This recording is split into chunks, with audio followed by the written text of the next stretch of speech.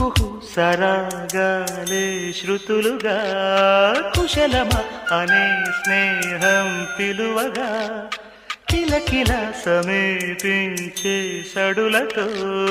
ప్రతి పొద పదాలే పలుకగా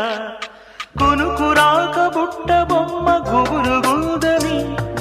వనములేచి వద్దకొచ్చి నిద్రపుచ్చని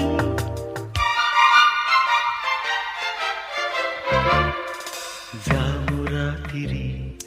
జాబిలమ్మ జోలపాడన ఇలా